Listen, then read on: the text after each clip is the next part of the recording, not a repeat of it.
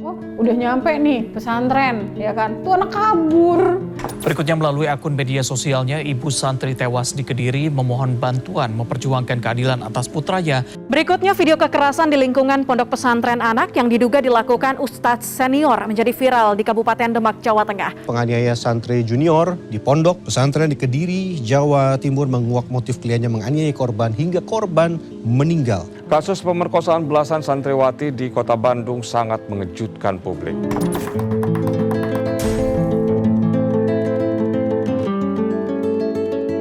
Banyak orang tua yang mempesantrenkan anak karena anaknya nakal ya. Kita serahkan ke pondok pesantren yang kita anggap mereka lebih mampu. Meminta bantuan, bukan untuk membuang. Udah capek ngerawat anak dia, masukin anaknya di pendidikan pesantren. Harusnya sih dari keluarga sendiri yang bisa mengatasinya gitu. Jadi nggak perlu dikirim, malah lebih jauh dari keluarga.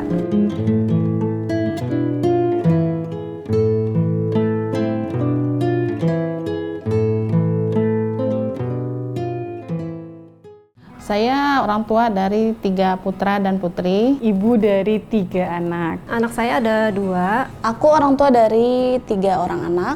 Saya mewakili kriteria yang anaknya ingin dipesantrenkan. Orang tua yang anaknya lulus pesantren. Aku mama dari anak yang mau mendaftarkan anaknya di sekolah umum. Aku orang tua dari anak yang baru lulus dari sekolah umum.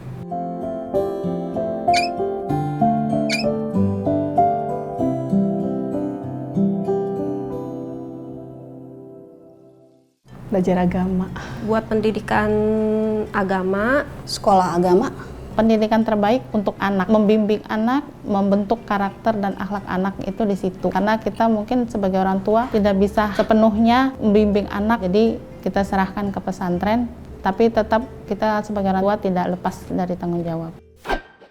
Sempat saya tawarkan sama dia itu mau masuk pesantren gitu, tapi ternyata anaknya tidak. Jadi ya saya sebagai orang tua ya mensupport dia, karena balik lagi ke kenyamanan anak ya. Kita bilang pesantren aja nak, tapi anaknya nggak nyaman ya nanti dia kan nggak nyaman juga sekolahnya.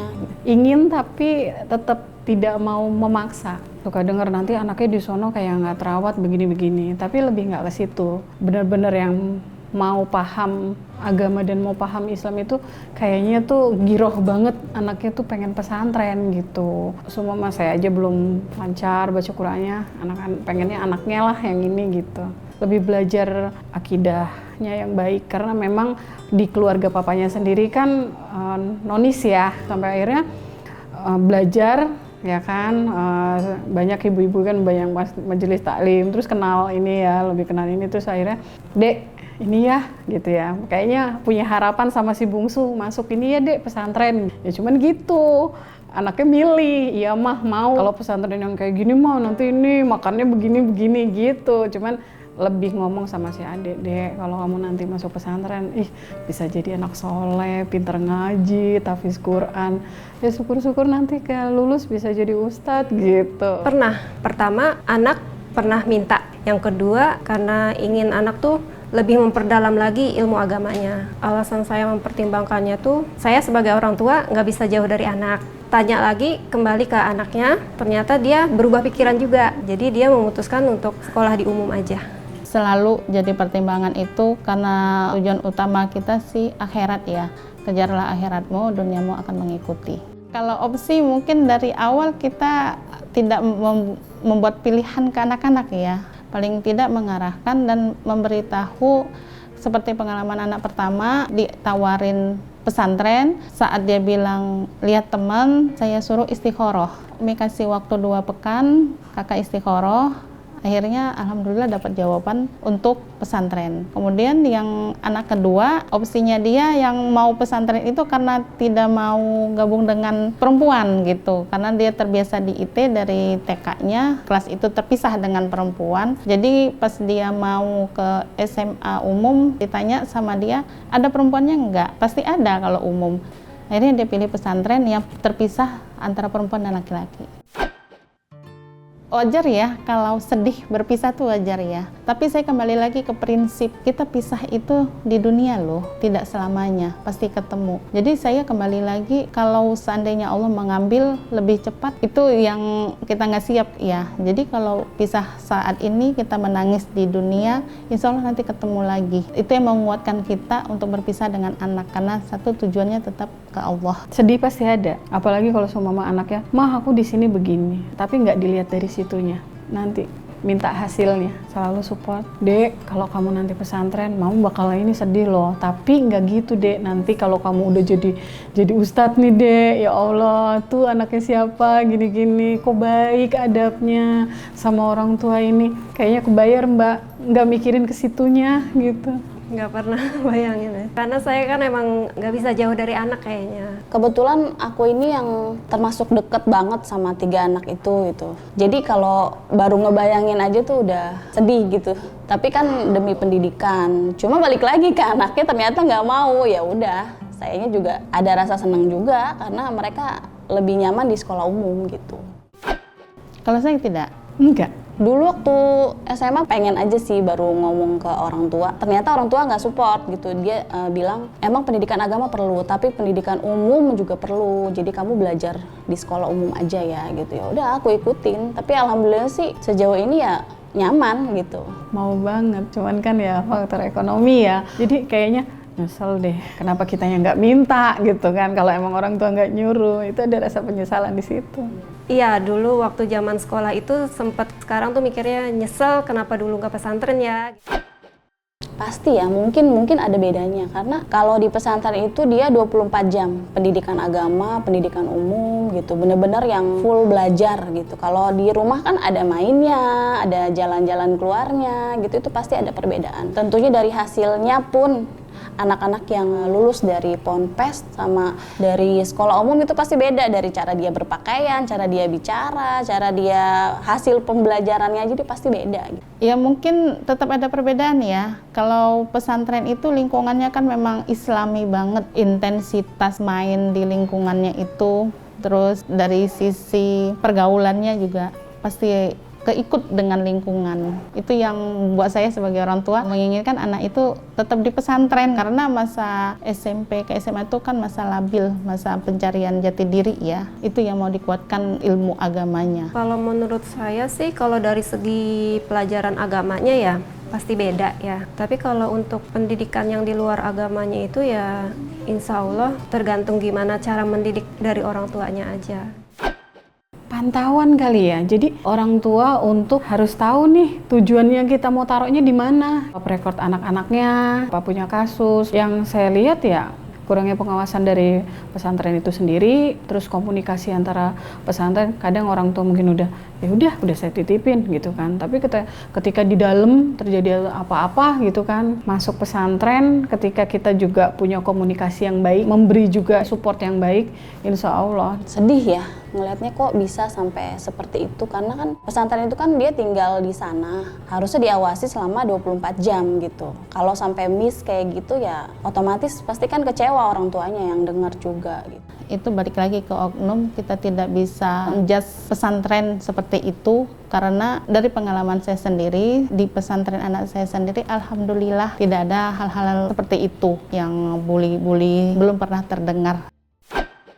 Itu udah masing-masing ya, nggak semua pesantren tuh kayak begitu. Mungkin memang ada saatnya sekolah itu miss. Kayak aku pernah ngerasain, nggak cuma sekolah pesantren kok, sekolah umum aja pernah. Ini anakku sendiri di pengajiannya dia pernah ngalamin kekerasan juga dari temennya. Karena kejadiannya di sekolah, jadi aku laporin ke gurunya gitu, biar gurunya menyelesaikan itu semua. Dan alhamdulillah sih selesai secara kekeluargaan. Jadi hal itu aku rasa nggak masalah di tempat ponpes atau di sekolah umum, kekerasan dimanapun itu bisa terjadi. Insya Allah enggak, lebih selektif lagi ya, milih pesantrennya gitu.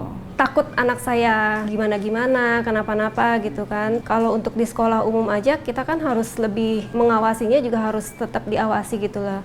Itu yang kelihatan setiap harinya. Gimana kalau yang kita lepas benar-benar kita nggak ketemu 24 jam seharinya gitu, kayak gitu sih. Itu jadi bahan pertimbangan.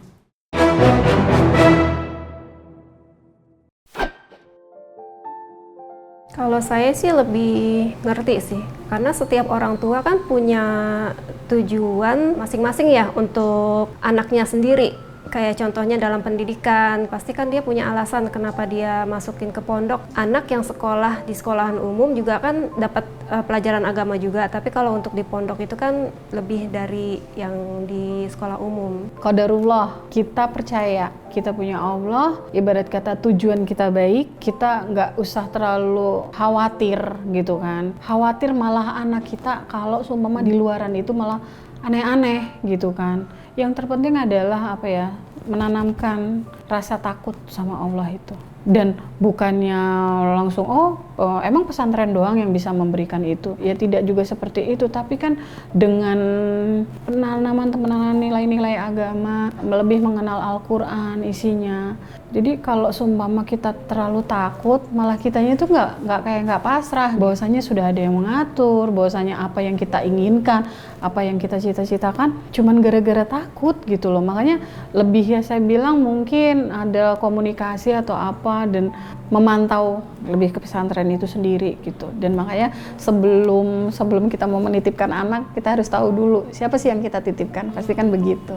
Semua ibu pasti mau yang terbaik buat anaknya. Jadi sebelum dia mau memasukkan anaknya ke ponpes itu pasti udah dicek dulu latar belakang dari ponpesnya itu. Jadi aku rasa nggak akan masalah sih, itu nggak akan berpengaruh. Karena saya ingin pendidikan yang terbaik untuk anak ya. Karena saya merasa tidak mampu membimbing anak sepenuhnya gitu kan. Terus kita serahkan ke pondok pesantren yang kita anggap mereka lebih mampu dengan tidak melepas tanggung jawab kita sebagai orang tua gitu. Jadi dengan kita pisah itu juga bukan berarti membuang anak, kita tetap menjalin kedekatan karena dengan selalu mendoakan anak juga batin kita deket. Jadi gitu mereka pulang pun kita tetap bisa bercengkerama dengan baik. Enggak juga sih. Pernah dengar juga sih yang negatif-negatifnya juga yang lulusan dari pesantren. Tidak juga sih, tergantung dari anaknya. Jadi kalau anaknya itu bisa ngikutin mau dimanapun dia gitu, lulusan dari ponpes atau dari umum, saya rasa tetap aja hasilnya baik. Kalau dia bisa ngikutinnya baik, ya pasti hasilnya baik. Setuju, karena memang terbukti dari pengalaman kita seperti itu. Dari segi akhlaknya, dari segi cara penampilannya gitu. Ya, insya Allah lebih baik. Iya, kurang lebihnya. Sayanya belum, tapi untuk anak saya ingin memberikan itu. Walaupun tidak dari orang tua, tapi dari situ kalau dia punya adab dengan respon yang baik, insya Allah orang tua pun ikutlah gitu. Atau saya itu seorang ustadz, kita sudah terbiasa dari kecil dengan lingkungan agama. Dari situlah kita terbiasa dengan pendidikan agama gitu. Jadi pas orang tua saya juga inginnya anaknya itu pesantren, tapi karena kemampuan tidak bisa, makanya ya udah ke cucunya gitu. Dan alhamdulillah pada mau gitu. Kebetulan orang tua saya ya, terutama ayah, tegas kalau masalah agama. Contohnya dari hal yang paling kecil, pemakaian kaos kaki itu penting gitu. Sholat itu wajib 5 waktu, terus dari pakaian ya itu dia sih. Nggak setuju, tergantung kitanya. Toh banyak anak-anak yang nggak pesantren juga jauh dari orang tuanya. Kadang malah lebih senang main gadget.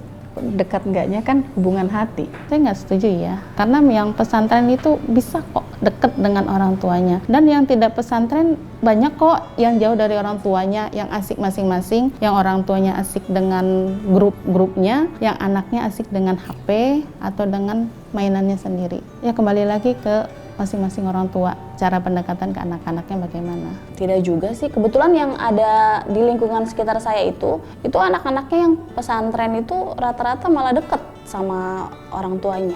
Saya rasa bukan patokannya gitu, jadi mau sekolah umum atau sekolah ponpes bisa deket sama orang tua. Enggak juga sih kalau menurut saya. Itu balik lagi ke gimana orang tuanya ke anaknya aja. Punya cara tersendirilah untuk melakukan pendekatan kepada anak. Kalau dari saya sih lebih sering ngajak ngobrol anak, cari-cari waktu buat kayak deep talk sama anak, nanya-nanya hari ini ada kegiatan apa di sekolah kayak gitu, hari ini ngapain aja kayak gitu, ada cerita apa nih dari luar, bisa ceritain ke mama kayak gitu, kamu ada curhat apa nih gitu, ada masalah apa, bisa kok curhat sama mama kayak gitu. Jadi lebih mendekatkan, sering komunikasi aja sama anak. Ya selama ini banyak orang tua yang mempesantrenkan anak karena anaknya nakal ya. Padahal pesantren itu juga bukan untuk anak-anak nakal saja gitu. Ya untuk pendidikan terbaik bagi kita itu ya memang di pesantren itu. Terlalu ekstrim kalau kita menilai seperti itu ya. Karena kita kan bukan sakit untuk direhabilitasi. Sebenarnya banyak kekurangan orang tua yang tidak bisa mendidik, tapi meminta bantuan. Bukan untuk membuang. Ilmu itu adalah pengetahuan, bukan penjara. Biasa kalau anak-anak bandel, pendekatan orang tua dulu, maunya apa. Tapi kalau seumpama emang udah dasarnya bandel, kadang kan bingung juga. Nanti malah jadi buat onar di sana. Itu yang kadang suka membuat penilaian-penilaian buruknya ke pesantren begitu. Alhasil nanti ada kerusuhan atau bagaimana dari anak-anak nakal itu. Sebenarnya tetap aja peran orang tua pun amat sangat ya Mbak. Nggak setuju sih. Buat saya, kalau anak-anak punya masalah itu, kita harus cari tahu dulu masalah anaknya itu ada di mana. Kalau emang masalahnya dari ruang lingkup keluarganya itu sendiri, harusnya sih dari keluarga sendiri yang bisa mengatasinya gitu. Jadi nggak perlu dikirim malah lebih jauh dari keluarga. Aku rasa yang itu mindsetnya zaman dulu. Zaman dulu kan kayak gitu, kalau ada anak yang bandel, masukin aja nih ponpes. Tapi kalau sekarang orang-orang udah makin pinter ya. Ponpes itu bukan tempat rehabilitasi, tapi untuk belajar. Jadi ya aku nggak setuju sih. Balik lagi kan kalau kayak gitu kita harus cari dulu masalahnya di mana ya. Kalau masalahnya di anaknya ya kita harus selesaikan dulu itu masalahnya. Bukan sementara-mentara kita selesaikan ke pondok pesantren. Nggak memungkiri sih ada juga ya yang kayak gitu. Jadi mereka pikir ya udah capek ngerawat anaknya di rumah, nggak bisa lah gitu, nggak punya waktu atau nggak bisa ya dia masukin anaknya di pendidikan pesantren. Kalau pesantren itu ya memang orang tua yang pengen anaknya itu lebih paham lagi soal agama. Bisa jadi tepat, tapi tetap aja komunikasi sama anak. Jangan sampai ujuk-ujuk tuh anak, namanya itu anak ya, bukannya batu tinggal dipindahin gitu kan. Langsung kita pindahin. Nah di sana, oh udah nyampe nih pesantren ya kan, tuh anak kabur. Ya kan kadang bingung juga kan. Jadi tetap aja harus ada komunikasi. Walaupun secapek-capeknya kita ngurus anak yang nggak ngerti, nggak bisa dibilangin, tetap harus diomong gitu kan. Menurut saya sih tepat ya, karena saya termasuk salah satunya yang merasa nggak mampu. Karena kan anak itu amanah ya, takutnya pertanggungjawaban kita ke Allah juga ya. Buat saya sih sudah. Bisa iya, bisa tidak ya. Kalau misalnya memang orang di rumah itu memang udah agamis banget, mungkin cukup. Tapi kalau yang dari orang tuanya belum agamis, kalau saya bilang tidak. Belum cukup. Karena kan standarnya ya, kalau seumpama ini oke, ada TPA gitu kan. Ya kalau memang TPA dengan TPA cukup, ya cukup. Kan balik lagi ke diri sendiri ya. Cukup. Kalau saya pribadi, ya selain dia sekolah umum, dia mengaji juga gitu setiap sorenya. Di situ dia belajar semuanya tentang Al-Quran, tajwid, dan segala macam. Iya, saya tidak menjudge semua anak sekolah umum seperti itu ya. Tapi kebanyakan jam sekolah pulang jam 1, tapi duduk-duduk di taman sama yang laki-laki sampai sore, yang orang tuanya sendiri nggak tahu, yang izinnya nanti kerja kelompok. Nah itu sih ketakutan-ketakutan yang seperti itu yang membuat saya pilihan terbaik itu ya di pesantren gitu.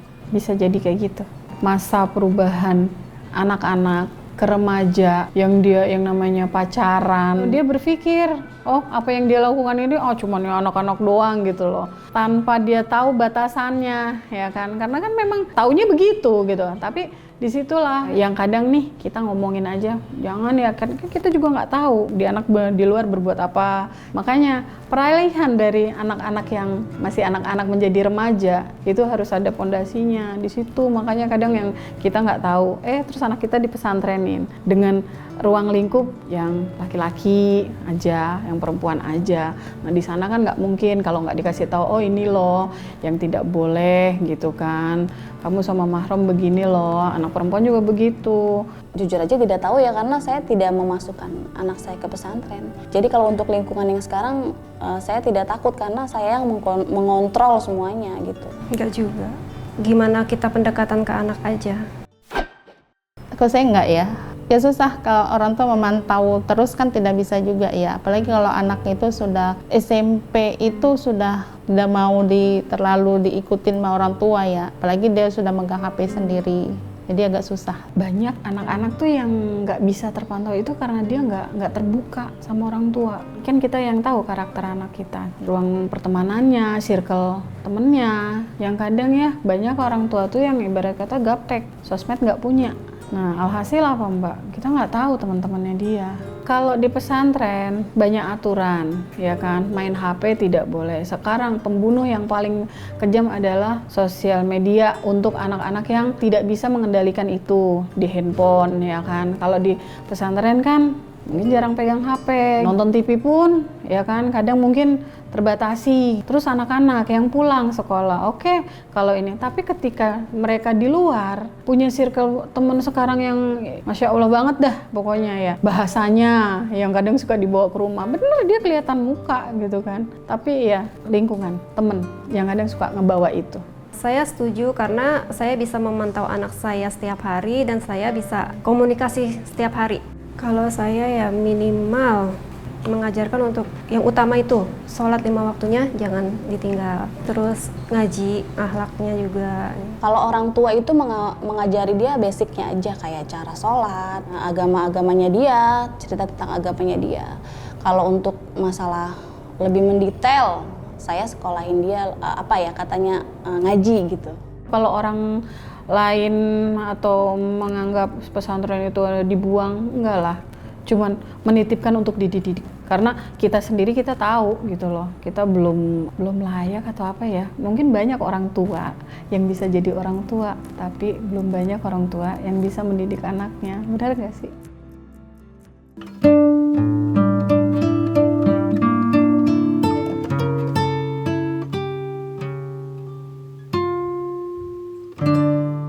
Harapan kami sebagai orang tua, kalian tetap memegang teguh ajaran agama. Apa-apa itu selalu dahulukan Allah dan Allah gitu. Insya Allah hidup kita selalu terjaga, selalu dilindungi oleh Allah Subhanahu Wa Taala, dan selalu saling menyayangi adik kakak dengan saudara. Tetap hormat, patuh pada kedua orang tua kalian. Tugas kalian itu cuma satu, belajar sama bermain. Mami cuma berharap nanti kelak kamu bisa jadi orang sukses. Apapun pilihan kalian, Mami sama Papi cuma bisa support kalian, itu aja. Mama cuma berharap suatu saat nanti kamu akan menjadi anak yang sukses, yang bisa diangkat derajatnya oleh Allah Subhanahu Wa Taala, bisa membanggakan kedua orang tua kamu. Yang paling terpenting adalah akhlaknya harus tetap baik, harus tetap dijaga. Salat 5 waktu jangan pernah ditinggal. Kalian anak-anak baik gitu kan, insya Allah kalian menjadi anak soleh, soleha. Apapun yang udah kalian lewatin, ya mungkin mama papa belum bisa memberikan yang terbaik, tapi punya banyak harapan. Mama pengen kalian menjadi anak-anak yang sukses. Sukses itu bukan cuma dunia, tapi akhirat. Mama papa cuma bisa ngasih ilmu, tapi kalian nanti yang menjadi syafaat kita. Mama papa belum bisa menjadi orang tua yang baik, tapi ingin kalian menjadi yang terbaik apapun keadaannya. Jangan pernah kekurangan menjadikan kalian tidak beradab, gak sopan. Tetaplah jadi anak-anak yang baik. Kalian adalah aset, bukan di dunia saja tapi di akhirat. Tolong mama, tolong papa, kelak kalian lah yang menjadi syafaat kami. Jangan tinggalkan sholat 5 waktu. Mama belum bisa ngasih banyak bekal. Ayo semangat ngajinya sekarang, datang ke majelis ilmu, terus murojaah, belajar. Kalian yang lebih muda, kalian yang lebih cerdas, insya Allah lebih dari orang tua. Amin.